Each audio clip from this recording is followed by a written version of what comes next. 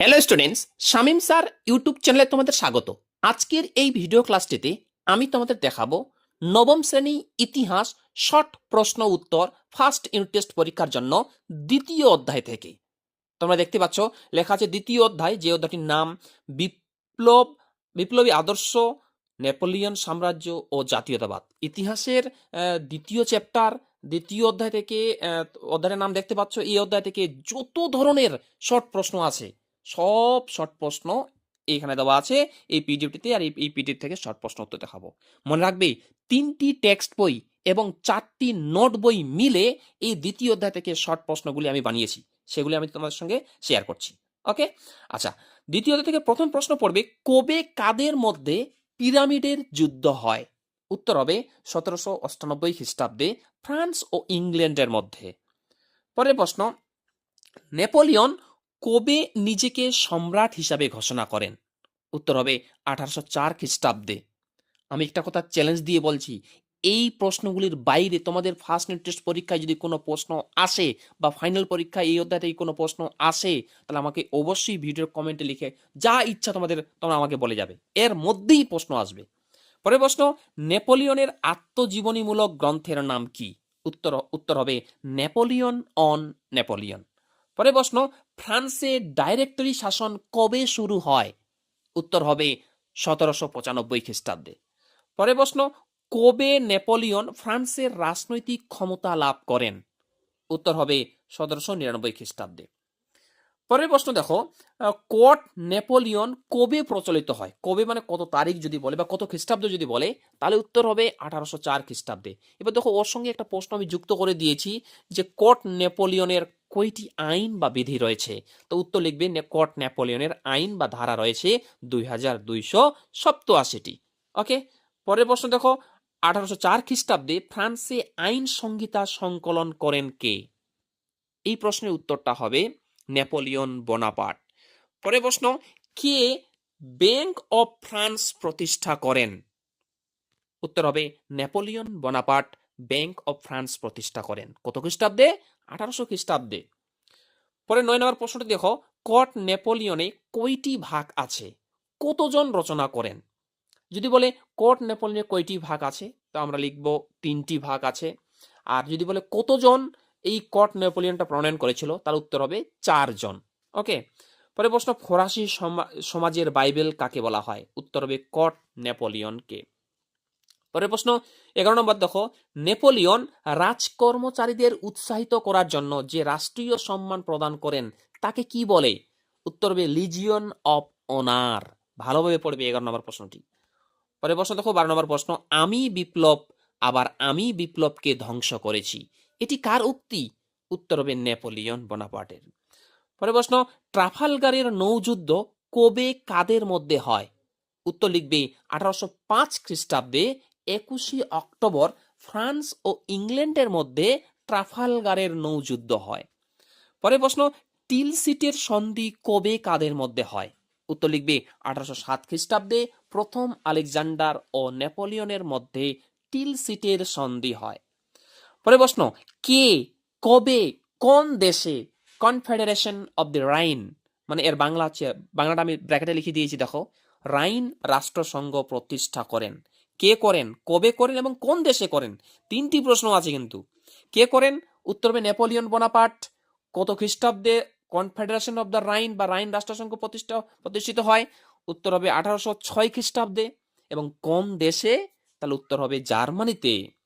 ওকে, পরের প্রশ্ন দেখো, নীল নদের যুদ্ধ কবে কাদের মধ্যে হয়? উত্তর লিখবে 1798 খ্রিস্টাব্দে 1 আগস্ট ফ্রান্স ও ইংল্যান্ডের মধ্যে নীল নদের যুদ্ধ হয়। পরের প্রশ্ন, কবে কাদের মধ্যে ফন্টেনব্লু চুক্তি স্বাক্ষরিত হয়? উত্তর লিখবে 1814 খ্রিস্টাব্দে নেপোলিয়ন ও চতুর্থ শক্তিজোটের মধ্যে ফন্টেনব্লু চুক্তি স্বাক্ষরিত হয়। তবে মনে রাখবে, এই ফন্টেনব্লু চুক্তিকে নিয়েই আরেকটি শর্ট কোশ্চেন কিন্তু পরীক্ষা দারুণ আসে, যেটা আমি আন্ডারলাইন করে দিয়েছি।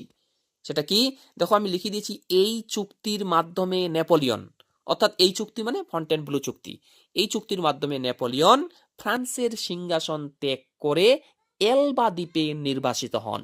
মনে রাখবে কিন্তু কোন চুক্তির মাধ্যমে ফ্রান্সের সিংহাসন ত্যাগ করে নেপোলিয়ন এলবা দ্বীপে নির্বাচিত হন? উত্তর হবে ফন্টেনব্লো চুক্তি। পরে প্রশ্ন, ফ্রিডল্যান্ডের যুদ্ধ কবে কাদের মধ্যে হয়?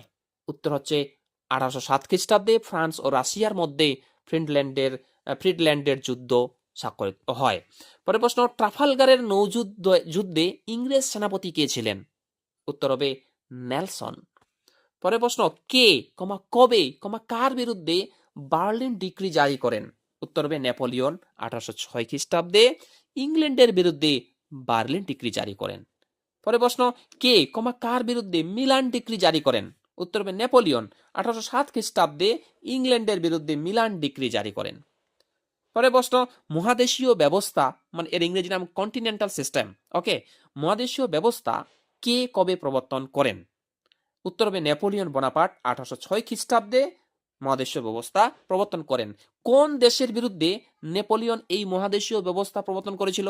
তাহলে উত্তর হবে ইংল্যান্ড। ওকে, পরে প্রশ্ন, নেপোলিয়ন কবে কাকে স্পেনের সিংহাসনে বসান? উত্তর হবে 1808 খ্রিস্টাব্দে নিজের ভাই জোসেফকে নেপোলিয়ন স্পেনের সিংহাসনে বসান। পরে প্রশ্ন, নেপোলিয়ন কবে রাশিয়া আক্রমণ করেন? নেপোলিয়ন কবে রাশিয়া আক্রমণ করেন? এর উত্তর হবে 1812 খ্রিস্টাব্দে।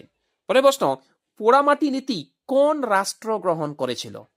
উত্তর হবে রাশিয়া বা রুশরা, মানে যদি বলে কারা তাহলে হবে রুশরা, যদি বলে কোন দেশ তাহলে হবে রাশিয়া। ওকে, পরে প্রশ্ন দেখো, লিপজিগের যুদ্ধ কি নামে পরিচিত? কোন বইয়ে লেখা আছে লাইপজিগের যুদ্ধ, কোন বইয়ে লেখা আছে লিপজিগের যুদ্ধ, একই ব্যাপার কিন্তু। ওকে, এই যুদ্ধটা কি নামে পরিচিত? আরেক নাম কি? উত্তর হবে জাতিসমূহের যুদ্ধ। আমি তোমাদের বলেই দিয়েছি আগেই যে 3টি টেক্সট বই এবং 4টি রেফারেন্স বা নোট বই মিলে এই নবম শ্রেণীর ইতিহাস দ্বিতীয় অধ্যায়ের সব প্রশ্ন উত্তরগুলো আমি নিজেই তৈরি করেছি। এরকম ভাবে তোমাদের নবম শ্রেণীর প্রথম, দ্বিতীয়, তৃতীয়, চতুর্থ, পঞ্চম, ষষ্ঠ, সপ্তম, অষ্টম 8টি অধ্যায়ের শর্ট প্রশ্ন 2 মার্কের, 4 মার্কের, 8 মার্কের একদম টাইপিং নোটস আমার কাছে আছে। এক এক করে ধীরে ধীরে সমস্ত কিছু নোটস, হ্যাঁ, আমি আমার ইউটিউব চ্যানেলের মাধ্যমে আমি তোমাদের দেখাবো। একজন শিক্ষক হয়ে কথা দিলাম। তাই তোমরা যারা এই ভিডিও ক্লাসে নতুন, আমার চ্যানেলে সাবস্ক্রাইব না করে থাকলে আমার চ্যানেলে সাবস্ক্রাইব করে পাশের বেল আইকনটি প্রেস করে অল বোতামটি ক্লিক করে দাও। একটা রিকোয়েস্ট, অবশ্যই ভিডিওটি বেশি বেশি করে শেয়ার করো এবং লাইক করো, যাতে সমস্ত ছাত্রছাত্রীরা এই প্রশ্ন পড়ে গিয়েই দ্বিতীয় অধ্যায় থেকে শর্ট প্রশ্ন, সমস্ত ধরনের প্রশ্ন কমন পায়। ওকে, আচ্ছা, পরের প্রশ্ন দেখো, লিপজিগের যুদ্ধ কবে কাদের মধ্যে হয়? উত্তর লিখবে 1813 খ্রিস্টাব্দে ফ্রান্স ও চতুর্থ শক্তি জোটের মধ্যে লিপজিগের যুদ্ধ হয়। পরের প্রশ্ন, ওয়াটারলুর যুদ্ধ কবে কাদের মধ্যে হয়? পরীক্ষায় আসি খুব কিন্তু এটা। উত্তর হবে 1815 খ্রিস্টাব্দে 18 জুন নেপোলিয়ন ও চতুর্থ শক্তিজোটের মধ্যে এই ওয়াটারলুর যুদ্ধ হয়। ওকে, পরের প্রশ্ন, নেপোলিয়নের শেষ যুদ্ধ কোনটি? উত্তর হচ্ছে ওয়াটারলুর যুদ্ধ। পরের প্রশ্ন, কোন দ্বীপে কবে নেপোলিয়নের মৃত্যু হয়? উত্তর হবে সেন্ট হেলেনা দ্বীপে 1821 খ্রিস্টাব্দের 5ই মে।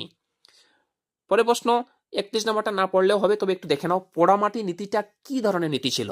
এটা কিন্তু খাদ্যশস্য ও জল নষ্ট করে দেওয়ার একটা নীতি ছিল। শত্রুদের খাদ্যশস্য ও জল নষ্ট করে দিলে শত্রু লাগবে না, আপনি মারা যাবে, এই যে একটা নীতি নিয়ম, এই নিয়মটাই কিন্তু পোড়ামাটি নীতির মধ্যে ছিল।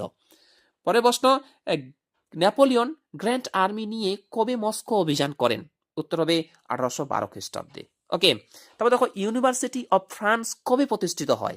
উত্তর লিখবে 1808 খ্রিস্টাব্দে। পরের প্রশ্ন, কনসুলেট এর শাসন কে কবে প্রবর্তন করেন? উত্তর হবে নেপোলিয়ন বোনাপার্ট 1799 খ্রিস্টাব্দে। পরের প্রশ্ন, এমিয়ান্সের সন্ধি কবে কাদের মধ্যে স্বাক্ষরিত হয়? উত্তর হবে 1802 খ্রিস্টাব্দে ইংল্যান্ড ও ফ্রান্সের মধ্যে।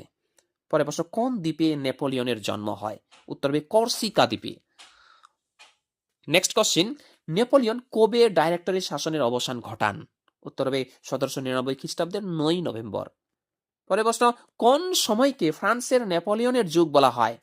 তো এই প্রশ্নটা অত ইম্পর্টেন্ট নয়, তবে উত্তরটা দেখে রাখো, 1799 থেকে 1814 খ্রিস্টাব্দ পর্যন্ত। পরে প্রশ্ন, এলবা দ্বীপ থেকে ফিরে এসে নেপোলিয়ন ফ্রান্সে কতদিন রাজত্ব করেন? উত্তর হবে 100 দিন বা 100 দিন। পরে প্রশ্ন, ওয়াটারলু যুদ্ধে ইংরেজ সেনাপতি কে ছিলেন? উত্তর হবে ডিউক অফ ওয়েলিংটন। এবার পরের প্রশ্নটা খুব গুরুত্বপূর্ণ, এটা ভালো করে বুঝবে এবং দেখবে। দেখো 4টি 5টি প্রশ্ন, উত্তর কিন্তু একটাই। দেখো 41 নম্বর প্রশ্নটা কি বলছে, দ্বিতীয় জাস্টিয়ান কাকে বলা হয়? তাহলে উত্তর হবে নেপোলিয়ন বোনাপার্ট। যদি বলে বিপ্লবের সন্তান কাকে বলা হয়, তবু হবে নেপোলিয়ন বোনাপার্ট। যদি বলে বিপ্লবের তরবারি বা বিপ্লবের ধ্বংসকারী বা মুক্তিদাতা জার কাকে বলা হয়, তবুও হবে নেপোলিয়ন বোনাপার্ট। ওকে, কোন রুশ উপন্যাসে নেপোলিয়নের রাশিয়া অভিযানের বিবরণ আছে?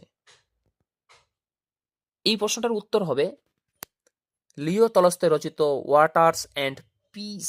এই প্রশ্ন পরীক্ষায় দেয়, ওয়াটার্স অ্যান্ড পিস গ্রন্থটি রচয়িতাকে। তাহলে উত্তর হবে লিও তলস্তয়। পরে প্রশ্ন, অস্ট্রিয়ার রাজধানী কোথায় ছিল? উত্তর লিখবে ভিয়েনা। পরে প্রশ্ন, অষ্টম বর্ষের সংবিধান কে রচনা করেন? উত্তর হবে এবেসিএস। পরে প্রশ্ন দেখো, ক্যাম্পো ফর্মিওর সন্ধি কবে কাদের মধ্যে স্বাক্ষরিত হয়? উত্তর হবে 1797 খ্রিস্টাব্দের 17 অক্টোবর ফ্রান্স ও অস্ট্রিয়ার মধ্যে তোমার হচ্ছে ক্যাম্পো ফর্মিওর সন্ধি স্বাক্ষরিত হয়। এই হয়ে গেল দ্বিতীয় অধ্যায় থেকে ইতিহাসের শর্ট প্রশ্ন উত্তর। এরপরে অধ্যায় থেকে আমি তোমাদের 2 মার্কের, 4 মার্কের, 8 মার্কের সমস্ত প্রশ্নের উত্তর এই এই এই আমার ইউটিউব চ্যানেলের মাধ্যমে আমি তোমাদের দেখাবো। একজন শিক্ষক হয়ে কথা দিলাম। তাই তোমরা যারা চ্যানেল নতুন, এরকম পরবর্তী ভিডিওর ক্লাসের আপডেটগুলি পাওয়ার জন্য আমার চ্যানেলটি সাবস্ক্রাইব করো এবং পাশের বেল আইকনটি প্রেস করে অল বোতামটি ক্লিক করে দাও পরবর্তী ভিডিওর নোটিফিকেশন পাওয়ার জন্য।